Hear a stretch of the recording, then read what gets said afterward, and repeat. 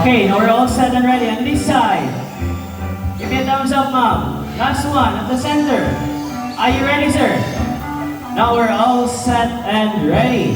Bird trainers, ready. Now everyone, count with me in 3, 2, 1.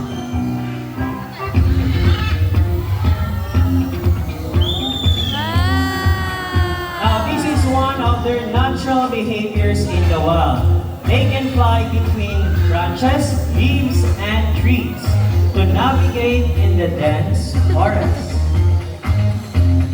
Again, there are a total of 400 species of parrots in the world, and blue and gold macaw rank as the third largest parrots in the world.